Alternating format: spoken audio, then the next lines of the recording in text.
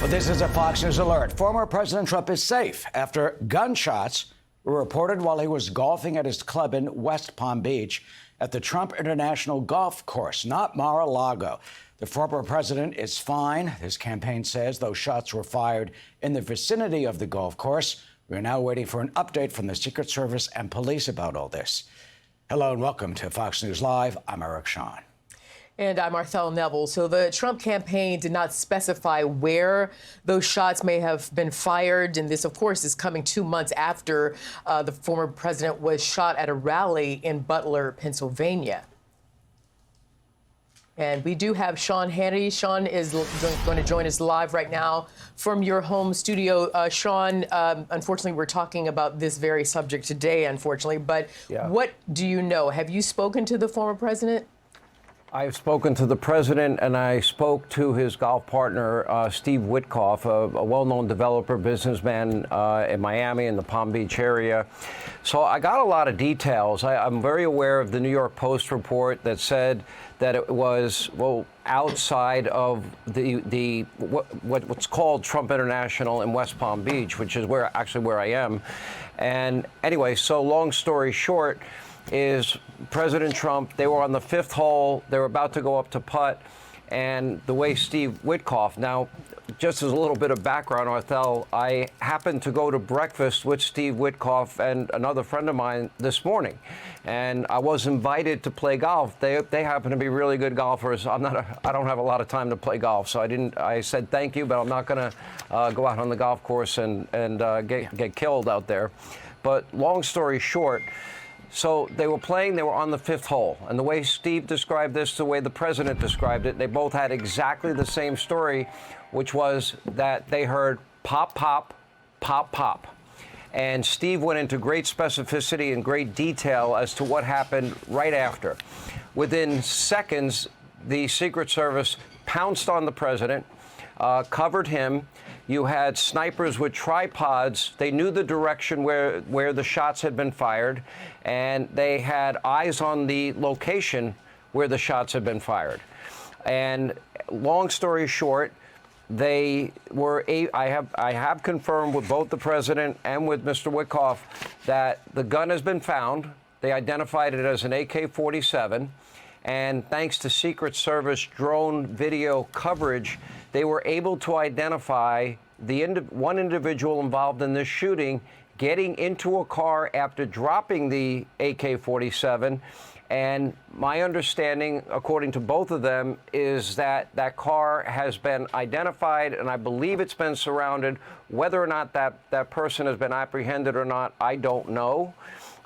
This happened in a matter of seconds. A little more color, a little bit more details on this is that when they got on top of the president, immediately what is called a fast cart that I believe has steel reinforcement and protection was able to whisk the president away. And then the Secret Service immediately sprung into action. They had eyes on where the shooting had occurred. I saw the New York Post report that these were two people shooting at each other outside the course. I do know, and they did confirm that the shots were outside of the course, but certainly seemingly within range of the former president. So we don't have any details on any of that. They don't know that part. I only know the part of what they experienced while they were playing golf at Trump International in West Palm. Thankfully, the president is safe. Steve Witkoff is safe. The Secret Service apparently acted with incredible speed and professionalism, and but certainly alarming in every way imaginable in light of what happened in Butler, as you mentioned. Yeah, of course, this is very alarming. And Sean, have you spoken to the former president or texted with him?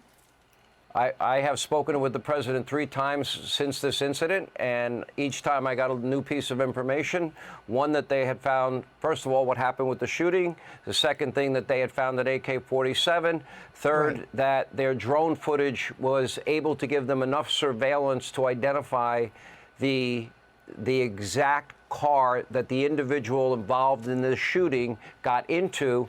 And further detail that they gave me was that they were updated and told that that car had been found identified, was surrounded by law enforcement. I don't know what happened from there. It could not have been too far away. I would say the time frame was less than a half hour between the time that the shooting actually took place and they identified the car. So I'm trying on all to fronts, find out, like, how is he doing? That's what we want to know. How is he doing if you spoke to him? You know, well, you really want to know the truth, Arthel?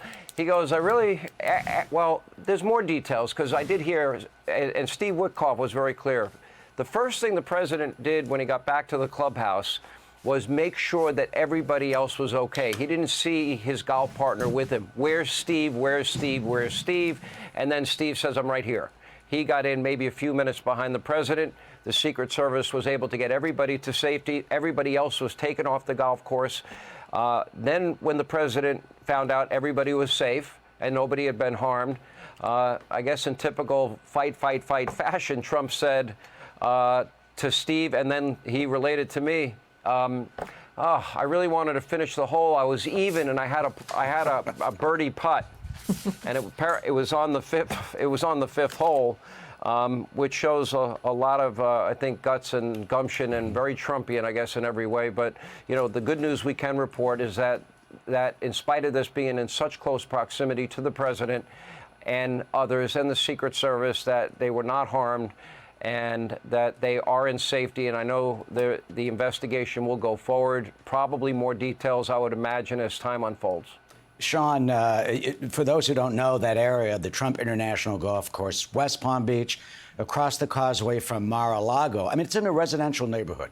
You've got, Burger Kings and convenience stores all around.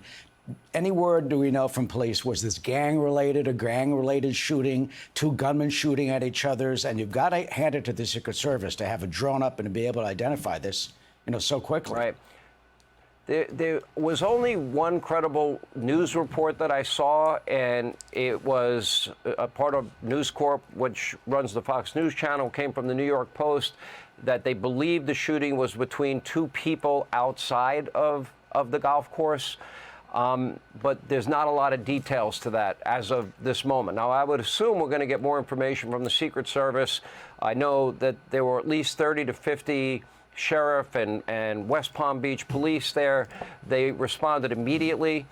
I happened to be driving in and around the area. I drove past Mar-a-Lago to see what was going on. There was a heavy police presence. Ever since the shooting in Butler, that had been a very common scene, but not like this. It was more active than usual. But the fact that everybody's okay and 4 shots were fired, it's honestly, it's disheartening on one level, it's sad on another level, and it's scary on a level that, somebody with an AK-47 could be that close to the president or former president and top presidential candidate, and, just 50 days before an election. Yeah, Sean, you're right. It's very disturbing. Everybody's nerves are on edge.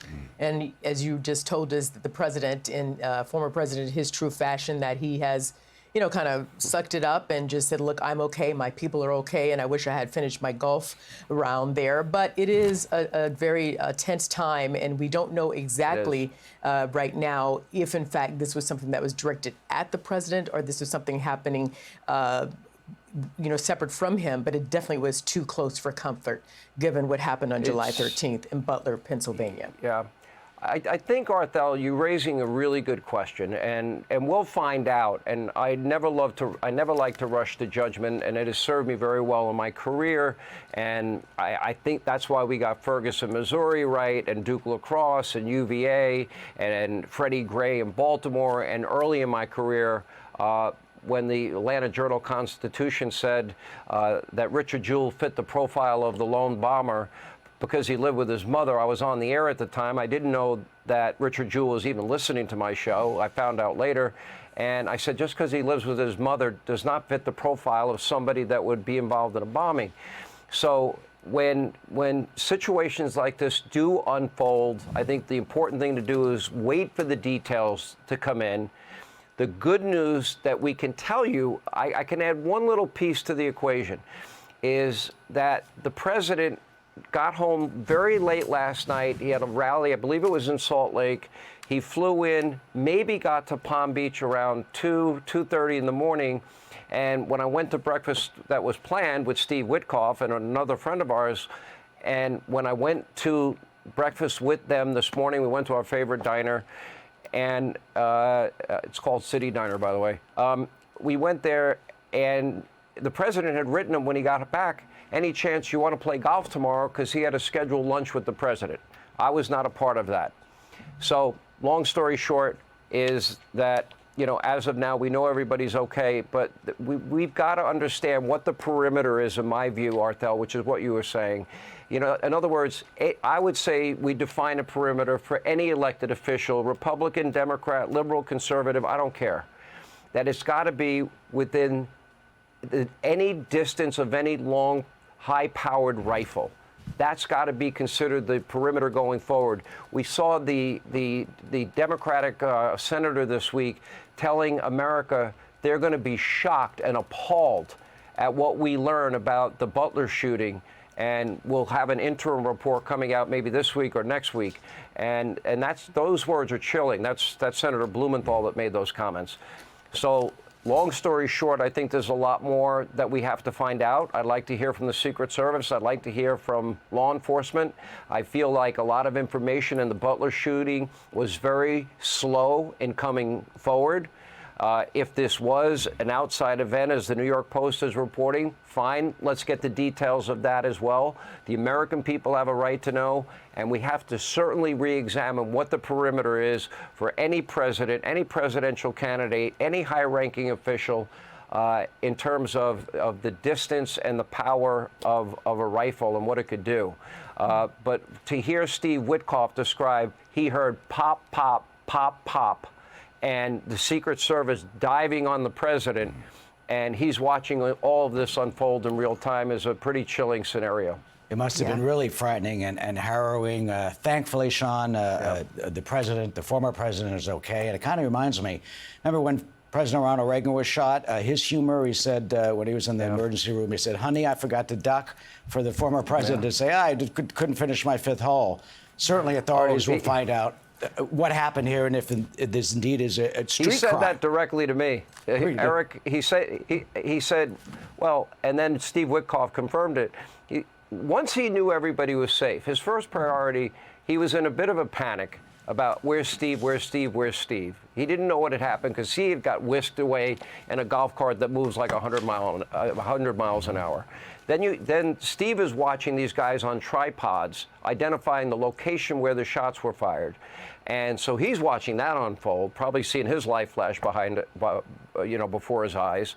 Then gets back and he's wondering, okay, where are my friends? Where are the Secret Service agents? The president did go out of his way to praise every one of these agents.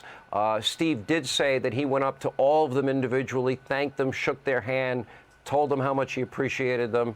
And then he went to I was even. It was the fifth hole. I had a birdie putt. I really wanted to finish the hole. So, well, classic Trump, if you ask me. Well, we're happy that, as of now, this is a good note to end on. But as you said, Sean, the investigation definitely will continue. And, of course, we here at Fox will have all the details as we get them. Sean, thank you. All right. Sean, good to see you. Guys, thank you. Thank you. Good to see you guys. Absolutely.